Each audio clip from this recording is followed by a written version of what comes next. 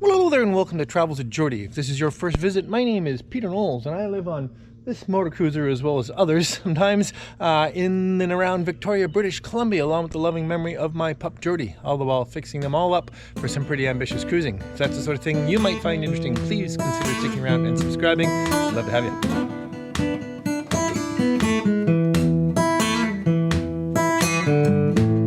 Well, it's coming down to the wire. I gotta head off cruising pretty soon, and I gotta get all the last little things done in place before I can. Poem is all tucked in and ready for a couple of weeks on her own until I get back and get her all ready to take to the boat festivals. Okay, let's get to work. There's lots to do. As I may have mentioned, Lady Zephyrus has kindly extended my, lease, so it was. Which means I can get a few of the things I need done on Geordie indoors, which is really nice. And MV Zephyrus is out on the ball. Okay, so what on earth am I going to get done in the next few days before Geordie goes cruising? Well, one of the things I'm doing is putting the canopy back up. Everyone's favorite canopy. Well, I can tell you, you cannot cruise this coast and sit out in the sun. So whether you like it or not, the canopy's going back on for at least one more season. The only problem is it's possibly a bit too tall for the shed, seeing as I've now put the gable on it. Anyway, so that's what we gotta figure out now. All right then, so this is the highest bow, and I don't think it's gonna make it out through the gable, so I gotta figure out by how much, and then I will put a tape measure on that, and we'll decide how much we have to lower the canopy. Yeah.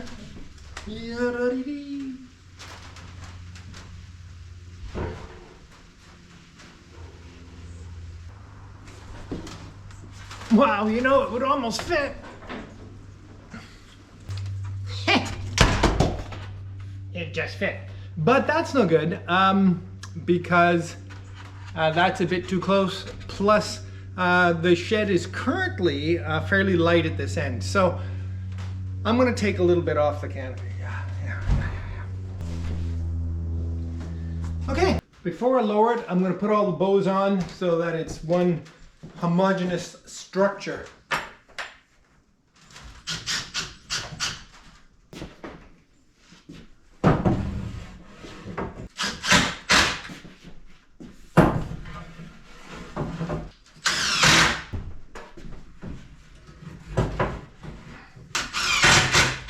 So just to err on the side of caution, I'm going to take 3 inches off.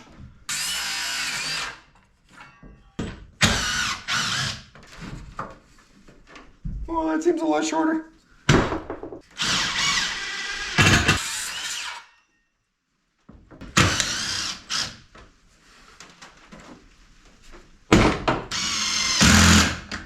And just to equalize things out, I think I'll take 1 inch off the back as well.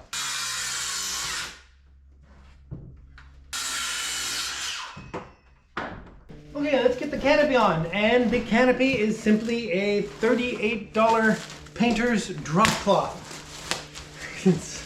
I got about 2 years out of them, and that's just fine by me. Okay.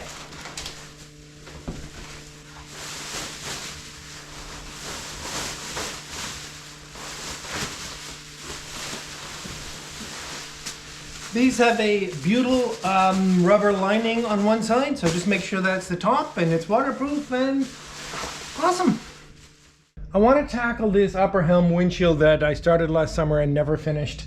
It's time to get it at least protected, properly mounted instead of zip tied together, and get the glass in it. Yeah, it's been a bit painful because it is a completely crazy complex chunk of geometry to get this to stay in alignment properly with everything. I'm very happy with it, but I tweaked it a bit over the last day or so. Why I'm doing this, I don't know. I just have to.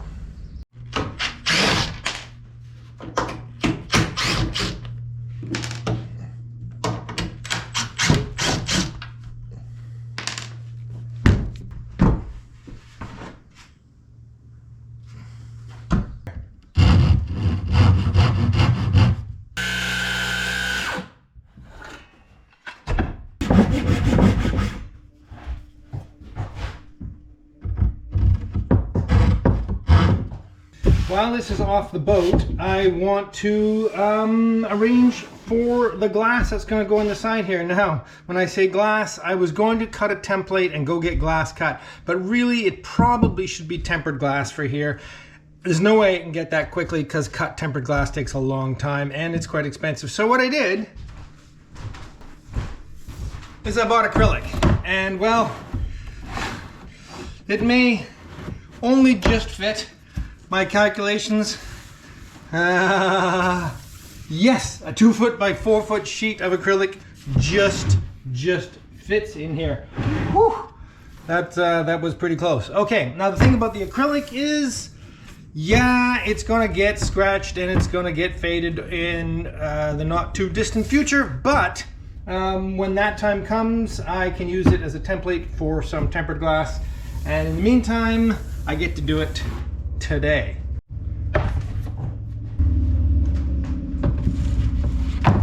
That's definitely inside, that's definitely inside, that's definitely inside. Okay.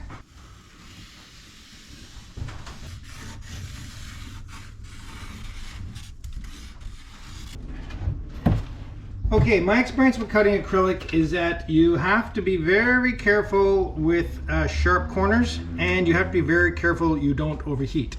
Other than that, it goes fairly well. I'll do the corners with the jigsaw.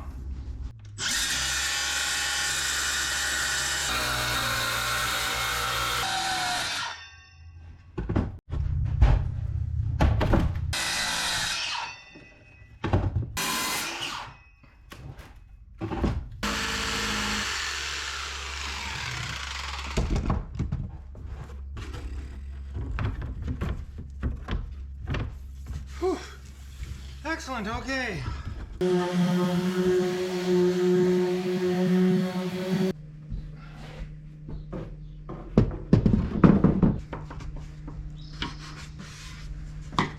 Go. Okay, so that aligns well. Now for the port side windshield section.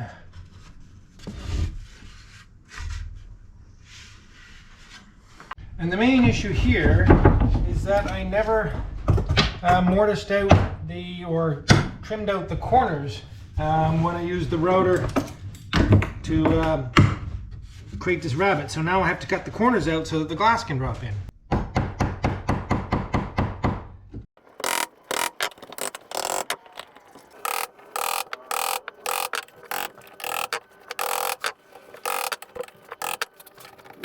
And the big moment. I don't actually know if these glass panels are identical, whether there's a left or a right, but let's have a look if this one fits in. It does. Whew. Holy moly. All right. Well, that's pretty cool. Now these pieces of glass are in pretty rough shape. I'm going to try and clean them up and see how many sort of deep scratches there are on them, but they are tempered, which is nice. I need to make this rather complex curved bevel at the bottom of the windshield slightly pointier. In other words, remove a little off the heel. And that's not always easy to do, and I do not want to put a power planer on here for blowing out ends. I'm going to sand it. So a good way to tell what you're doing when you're sanding is just mark it. In this case, I'm just going to do it with pencil, very much like a machinist would use machinist glue. And then it's really easy to tell as I start to sand where I'm cutting.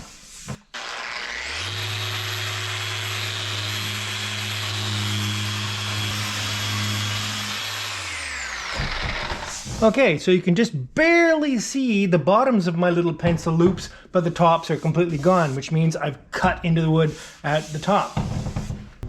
All right, let's see if this piece of glass fits. Right there, right there, drops right in. Beauty. Whew. See how clean we can get these windshields.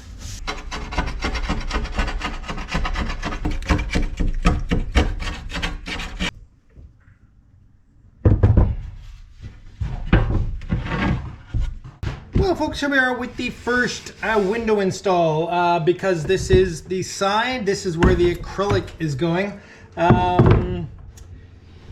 Yeah, this is going to be a bit terrifying. So what I'm going to do to begin with is use a little acetone to clean out the rabbet all the way around, just to make sure it is clean and free of anything that might limit the bonding. And that will flash off quite quickly. And then we're going to use my favorite Sikaflex 295 UV. Swinging it around here so that you can see it. Anyway, now this is exactly what this product is for. It's for plastic. Yes, it's a great sealant and it's UV stable-ish, but it is particularly good for gluing to plastic. So I gotta wait a little bit longer for this acetone to do its thing, and then we're just gonna jump in. While we're waiting, I'll do the very satisfying, I'm sure, peeling of the protective coating. Now you that are familiar with working with these products are probably saying, no, you don't do that yet, you this, you that. I certainly can't be sealing it to this stuff, so it's got to come off. I suppose I could try to be clever and cut a little bit off the edge and then keep it clean through the... Why won't this come off? Keep it clean through the middle, and but I think it's just got to come off.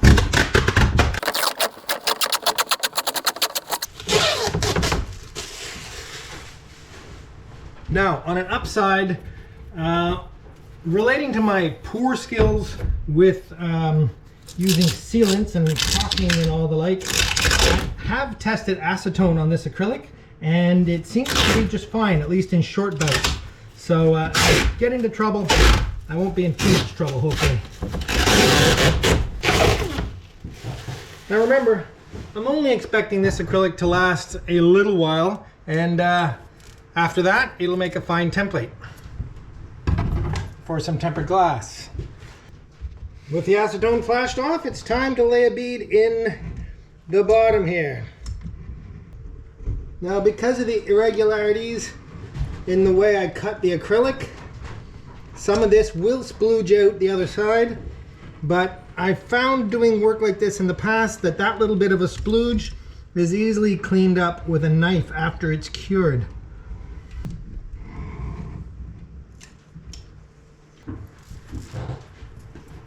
No stress.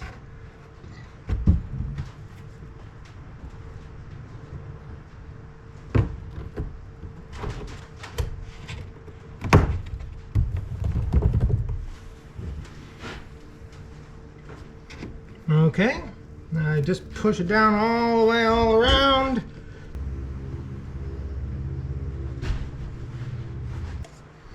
And then the outer bead.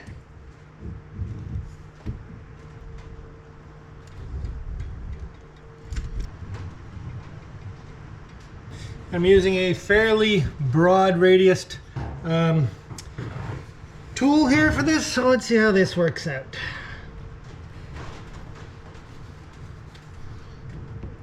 Trying to make sure I don't leave too much on the acrylic. Okay, that went pretty well.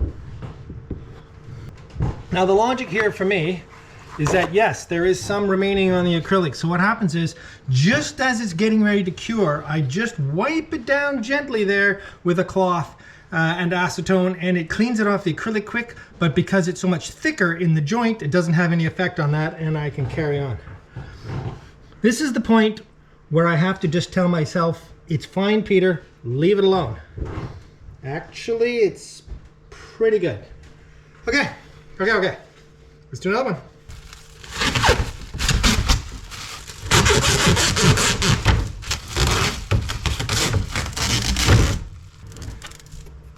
Test fit for good measure.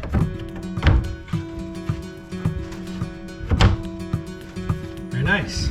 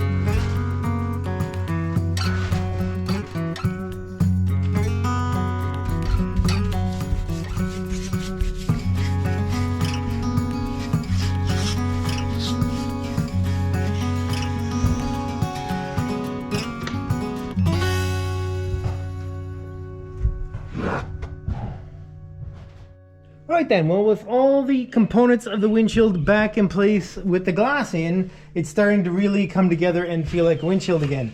The next thing to do is to find a way to tie together the front leading edge of the two center sections. And well, it's pretty straightforward. There's going to be a piece of wood down the inside that has a matching bevel, and a piece of wood down the outside that has the same matching bevel, and that will provide a place to put screws to hold them both together. So just have to make those, and that should be amongst the simplest things we've done yet.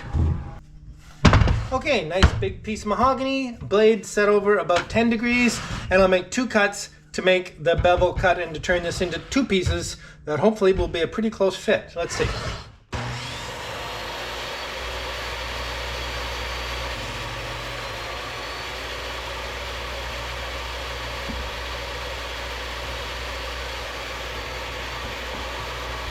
Now with the windshield clamped together in perfect alignment, I can now take my new center post and slide it right into place here, making sure it's fitting right in and then down, and then take a block and scribe this cut. And well, let's see how that fits.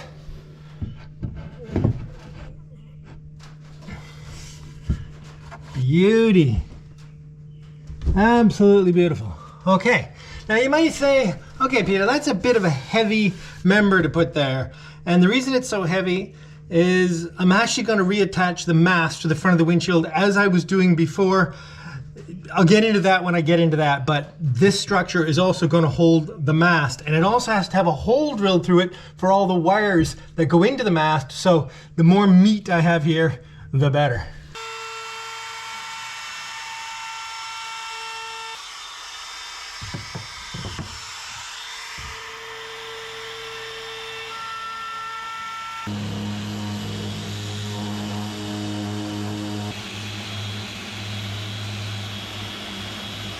A little tung oil on the hidden faces, and we're back with the clamp. Very nice.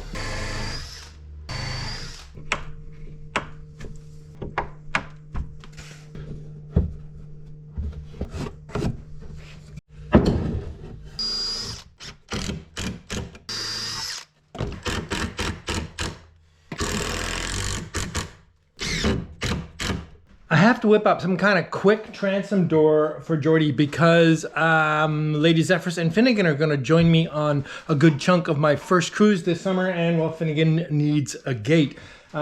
Geordie's been missing the door for a long time. So what I'm going to do, I'm just going to take a piece of mahogany plywood, and I've just plowed out a couple of pieces of Doug fir to make a drop-in kind of gate thingy. Quick.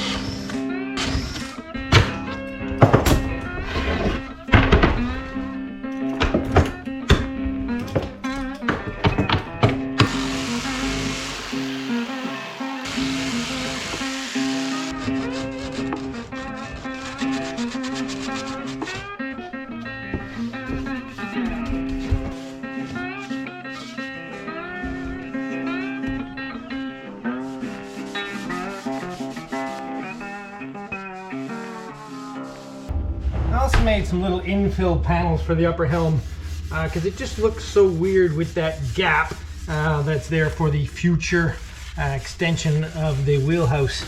Anyway, all this for a 2-week cruise. Well, that's not quite true. Geordie will be in quite a few places this summer.